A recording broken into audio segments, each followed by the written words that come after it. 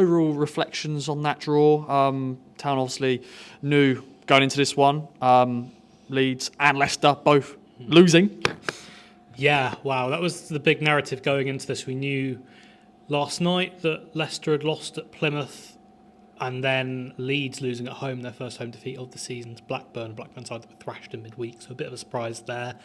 Set up really nicely because Town knew that they would then go, oh god, it would have at least been 4 points clear, wouldn't it, at Leeds. And that would have set up a really interesting few weeks if Town had gone and won this. I had all the permutations going through my head going into the game in terms of thinking, technically, if they were to win here, they could be promoted before they next play, which was a really strange feeling to have. And I was really impressed that there weren't any real nerves in the performance. So break it down in a second, but when you look at the performance as a whole, it's really impressive. It's just another one of those where in this title race, in this promotion race, whatever it's going to be, the margins are so fine at the moment. You look at how the games have gone for the other two teams and what the points totals are.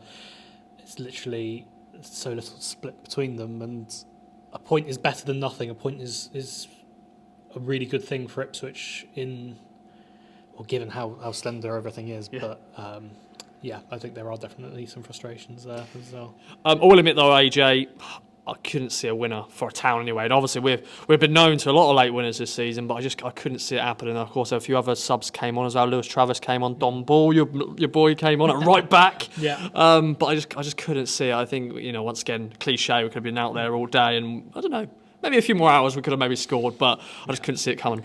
I could have done, but I think the approach also was one that showed happiness to an extent with the point, because we saw Connor Chaplin withdrawn for Lewis Travis to then move Taylor into the 10. I think showed that there was a real wariness of what Boro could have on the counter, and the point, as I've said, is good. So we now go into a 2-week period without a game. Both of the teams that Town are fighting for automatic promotion will play twice in that period, so we'll have a really good idea going into the final week what they need to do. They're still in a good position.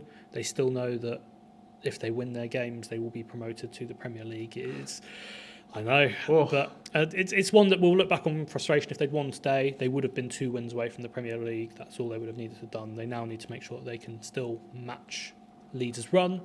Obviously, knowing that Leicester have a game in hand against Southampton, a tricky game against West Brom. Leeds have to play Middlesbrough away from home still, and that's not easy. And Town have returned back to the top of the Championship. 3 cup finals to go. AJ had to do it. But yeah, how are you feeling about it all as we wrap up another video verdict? Terrified. Get me to Hull. All right, love that, my friend. Well, thanks again for watching our video verdict, and we'll see you in Hull in 2 weeks. Enjoy the break. Issue Town players, rest up. Bring on those final 3 games. Bye-bye for now.